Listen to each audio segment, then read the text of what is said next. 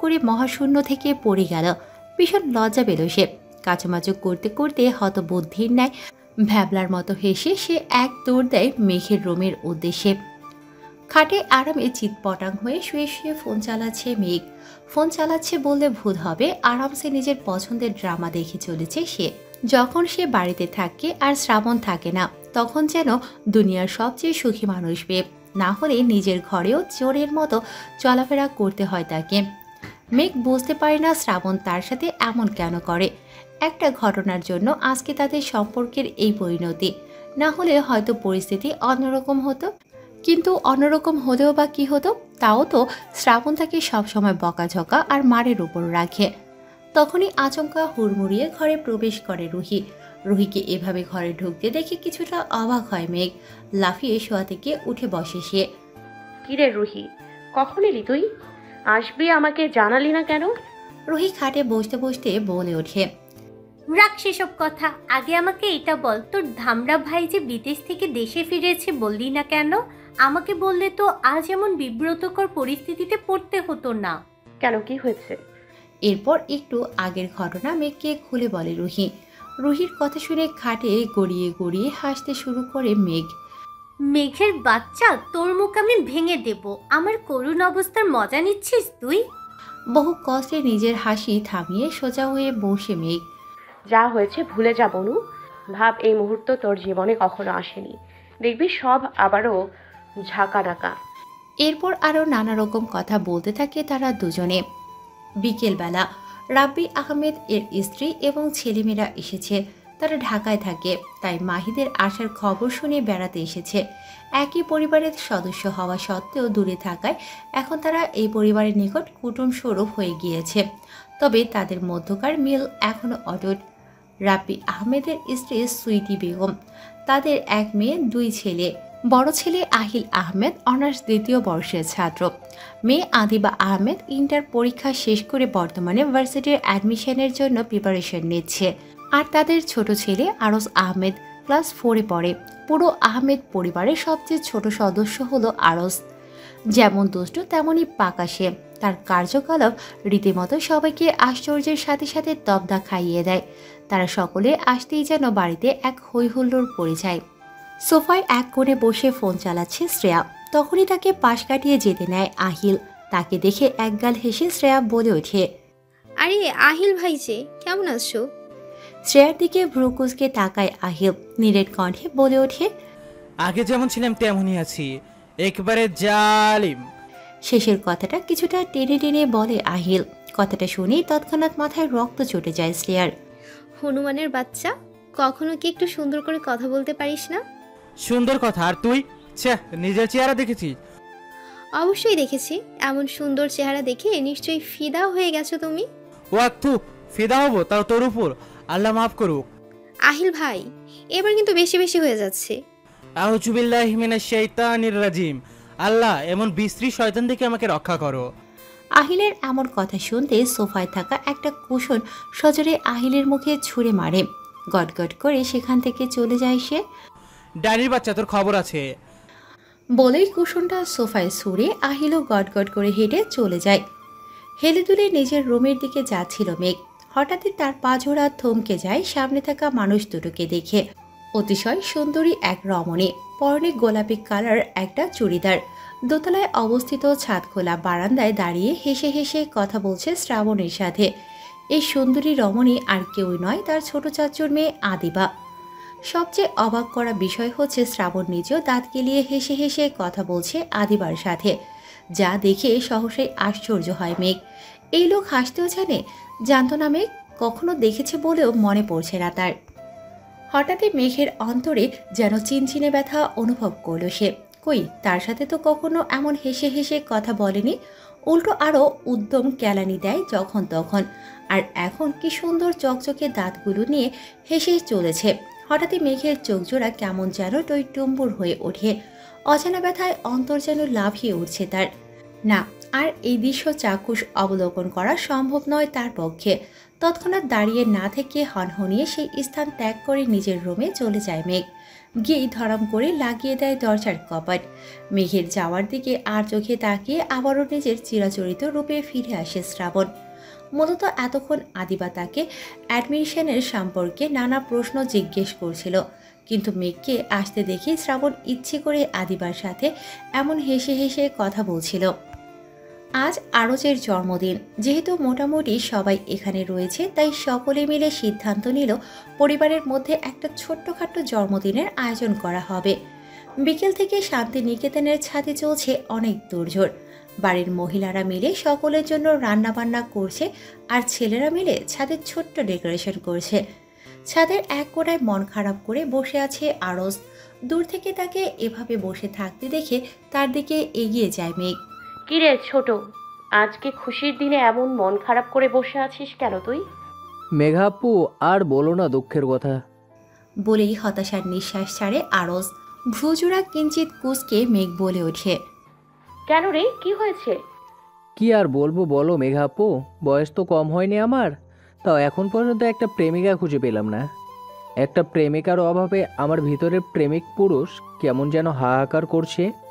আরজের এমন কথা শুনে স্ট্যাচু হয়ে যায় মেঘ। কি বলছে এই ছেলে? এই ছেলের বয়সী বা হলো কত দূর? এখনই নাকি তার ভিতরে প্রেমিক পুরুষ হাহাকার করছে। মেঘ একটা টোকা মারে আরজের মাথায়। এই বয়সে প্রেমিকা? তোর বয়সে থাকতে আমি কথা বলাও শিখিনি। শিখাবে কিভাবে? শ্রাবণ ভাই তো সারাদিন তোমাকে উধুম কেলানির উপর রাখে। এই, তোকে কে বললো এসব? জানি আমি। তুই কিন্তু বেশি পাকনামি করছিস বলে দিলাম। এসব বাদ দাও না মেঘাপু, আমার দুঃখটা একটু বোঝার চেষ্টা করো। কিসের দুঃখ তোর? আজকে যদি আমার একটা প্রেমিকা থাকতো, ঠিক আমাকে কল করে বলতো, শুভ জন্মদিন বাবু, সোনা জান, চিট্টু মিন্টু পিন্টু, তোমার সামনের বছরগুলো অনেক ভালো কাটুক। কিন্তু আফসোস, কেউ বলে না। এই জীবন রেখে কি লাভ বলো মেঘাপু? তবে রে, দাঁড়া, এক্ষুনি আহিল ভাইকে ডাকছি। সে এখনো একটা প্রেম করতে পারলো না, আর তুই কিনা এই বয়সে প্রেমিকা প্রেমিকা করছিস। ভাইয়ার কথা আর বলো না মেঘাপু, ভাইয়া হচ্ছে বলদ আর রাগচটা। ভাইয়ের কখনো প্রেম হবে না, কিন্তু আমি তো তেমন না। আমার ভিতরে তো প্রেমের আগুন টকবক টকবক টকবক করে। ছি, বেয়াদ্দপ ছেলে, তোকে দিয়ে কিচ্ছু হবে না। বলেই সেখান থেকে চলে যায় মেঘ। মেঘের যাওয়ার পানে তাকিয়ে হতাশার নিঃশ্বাস ছেড়ে আরজ বলে ওঠে, আশ্চর্য, আমার জীবনে কি প্রেম ভালোবাসার প্রয়োজন নেই নাকি? তুমিও বুঝলে না আমাকে মেঘাপু, কেউ বুঝে না এই অভাগার মনের দুঃখ। সবাই সাজগোজ করে একে একে ছাদের দিকে যাচ্ছে। মেঘ একটা সুন্দর সাদা রঙের সিম্পল গাউন পরেছে, সাথে ছোট ছোট জুয়েলারি আর হালকা মেকআপ। ঢলঢলে ফর্সা গোলগাল চেহারায় সামান্য সাজে যেন অপরূপ সুন্দর লাগছে মেঘকে। শ্রাবণ ছাদের এক কোণায় বসে বসে ফোনে কিছু একটা দেখছিল। কিছু বলতে মূলত মেঘের ছবি দেখছিল। প্রতিটা ছবি শ্রাবণের লুকিয়ে মেঘের অজান্তে তোলা। কোনোটাতে মেঘ হেসে আছে, আবার কোনোটাতে কারোর সাথে কথা বলছে, আবার কোনোটাতে মুখ গোমরা করে বসে আছে। মেঘের অদ্ভুত সুন্দর সুন্দর ছবিগুলো দেখেই মিটিমিটি হাসছে শ্রাবণ। তখনই ধীরে ধীরে ছাদে এসে হাজির হয় মেঘ। মেঘকে দেখে আরজ এগিয়ে গিয়ে বলে ওঠে, আরে মেঘাপু, তোমাকে তো একেবারে রূপকথা সাদা পরিগুলোর মতো লাগছে। আরজের কথায় হেসে দেয় মেঘ, গাল টেনে বলে ওঠে, তুই পারবি খুব শীঘ্রই প্রেমিকা জুটিয়ে ফেলতে। বলে তারা দুজনেই হেসে ওঠে। এদিকে আরো আগে আরজের ডাকে মেঘের দিকে নজর পড়ে শ্রাবণের। শ্রাবণ যেন সেখানে স্থির হয়ে আছে।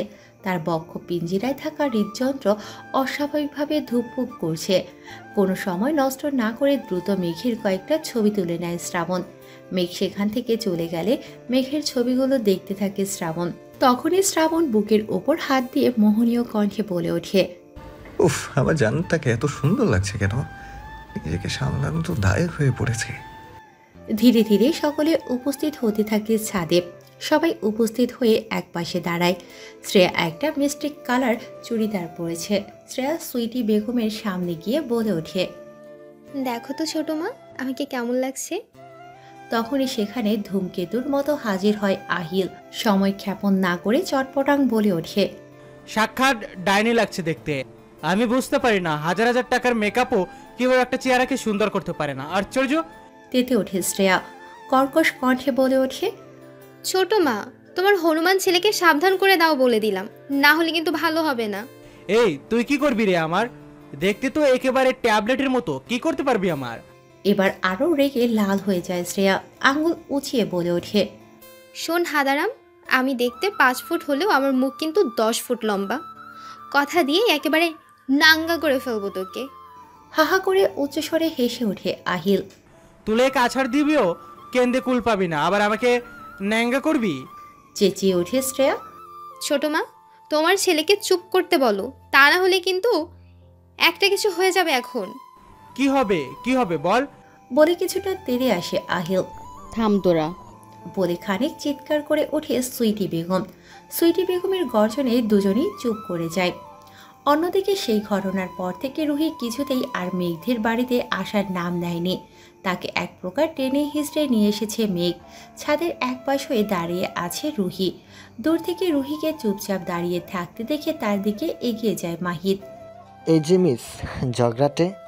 মাহিদের এমন সম্বোধনে পেছনে ফিরে তাকায় রুহি।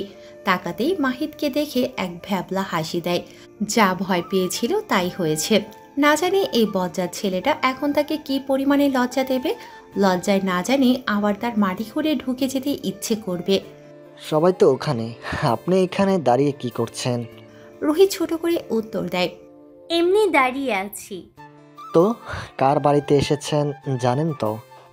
হ্যাঁ অবশ্যই, আমার একমাত্র প্রাণপ্রিয় বান্ধবীর মেঘের বাড়িতে এসেছি। ও সরি, ভুল করে আপনার বান্ধবীর বাড়িতে চলে এসেছি, এখন কি হবে? বলে হেসে ওঠে মাহিদ। হয়েছে, আর মজা নিতে হবে না, এইবার এই চ্যাপ্টারটা ক্লোজ করুন। আর ওই ঘটনার জন্য আমি দুঃখিত। এবার কিছুটা সিরিয়াস হয়ে ওঠে মাহিদ। আসলে আমিও দুঃখিত, তা এখন তাড়াহুড়ায় খেয়াল করিনি। It's okay. চলুন ওদিকে যাওয়া যাক। চলুন। কেক কাটা শেষ হলে সকলে আরজকে নানা ধরনের গিফট দিতে থাকে। হঠাৎ রাব্বি আহমেদ বলে ওঠে। বাবা, এবার জন্মদিনের উপহার হিসেবে কি চাও তুমি? যা চাই তাই দিবে তো বাবা? আরজের কথায় কিছুটা ভেবে রাব্বি আহমেদ বলে ওঠে। একবার চেয়ে দেখো না। তাহলে বিয়ে করিয়ে দাও আমাকে। কি? সকলে একযোগে অবাকের স্বরে বলে ওঠে। তা দেখে কিছুটা ভরকে যায় আরজ। আমতা আমতা করে বলে ওঠে। কোনো সুন্দর মেয়ে, পড়ালেখা জানে, কাজ জানে, এমন মেয়ে হলেই হবে। আহিল এবার চেঁচিয়ে ওঠে। কি করবি তুই আমার, বল? এবার গলায় কিছুটা জোর এনে আরজ বলে ওঠে। বয়স তো চলেই যাচ্ছে, এরপরে আমার বাচ্চা কাচ্চার সাথে আমি ফুটবল খেলবো কখন? পায়ে ব্যথা হলে? আর তাছাড়া আম্মু কত কাজ করে টায়ার্ড হয়ে যায়, একা একা সব কিছু কীভাবে করবে? আম্মুরও তো একজন প্রয়োজন সাহায্য করার জন্য। পাশ থেকে সুইটি বেগম বলে ওঠে। তার মানে তুই আমার জন্য বিয়ে করতে চাস, তোর নিজের জন্য না? নিজের জন্যও চাই। আম্মু তুমি বলো, তোমার জামাই আছে না? আরজের কথায় সুইটি বেগম বলে ওঠে। হ্যাঁ আছে। তো তুমি তার সাথে থাকো না কেন? ডিস্টার্ব করছো আমাকে। কি আমি তোকে ডিস্টার্ব করছি? আম্মু তুমি বাবাকে জিজ্ঞেস করো না গো। শুনছো আজকে তোমার জন্য কি রান্না করব? এই কথাটা আমিও শুনতে চাই। তারপর বউয়ের সাথে লুকোচুরি খেলতে চাই। তার মানে তুই তোর বউয়ের সাথে লুকোচুরি খেলবি? হ্যাঁ, বাচ্চাও হবে কয়েকটা, চিন্তা করো না তোমরা। তখনই পাশ থেকে সজোরে আরজের মাথায় এক টোকা মারে আহিল। এরপর বলে ওঠে। তোর এখনো মুসলমানই হয়নি আর তুই কি না বাচ্চা পয়দা করবি? যা ভাগ এখান থেকে। মুসলমানি করা লাগে নাকি বাচ্চা হওয়ার জন্য? তুই বেশি কথা বলছিস। এক সপ্তাহের মধ্যে তোর ঘন্ট কাটানোর ব্যবস্থা করছি, এরপর তোকে বিয়ে করাচ্ছি। ভাইয়া এবার কিন্তু বেশি হয়ে যাচ্ছে। সকলেই আরজের কথায় একযোগে হেসে ওঠে। রাত্রিবেলা বড়রা সকলেই চলে গিয়েছে আরো আগে। এখন কাজিনরা সকলে মিলে আড্ডা দেবে। মেঘ, আহিল, শ্রেয়া, আদিবাব, মাহির সাথে শ্রাবণের বন্ধু নিহালও রয়েছে।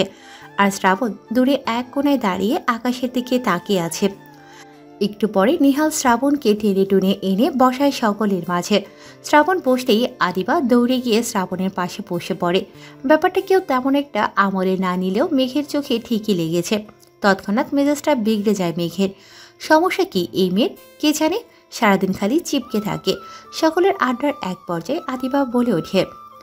অনেক তো আড্ডা হলো, এবার শ্রাবণ ভাইয়ের গলায় একটা গান শুনতে চাই। আদিবার কথায় গম্ভীর মুখে শ্রাবণ বলে ওঠে। আমি কোনো গান গাইতে পারবো না। তখনই কিছুটা ন্যাকামো করে আদিবা বলে ওঠে। প্লিজ শ্রাবণ ভাই গাও না, একটা গানই তো, আমাদের জন্য গাও প্লিজ। শ্রাবণ একবার আর চোখে তাকায় মেঘের দিকে। মেঘ যেন নিজের চোখ দিয়ে গিলে খাবে তাদের। তা দেখে শান্ত কণ্ঠে শ্রাবণ বলে ওঠে, তোমাদের জন্য গাওয়া যায়। খুশিতে গদগদ হয়ে লাফিয়ে ওঠে আদিবা। দাঁড়াও, আমি এক্ষুনি গিটারটা নিয়ে আসি। হ্যালো বন্ধুরা, পরবর্তী পার্ট খুব তাড়াতাড়ি আসবে, তো সবাই অপেক্ষায় থাকো। আর চ্যানেলটি যারা এখনো সাবস্ক্রাইব করোনি তারা পরবর্তী পার্ট দেখার জন্য চ্যানেলটি সাবস্ক্রাইব করে রেখো। ধন্যবাদ সবাইকে, আমাদের সাথেই থেকো।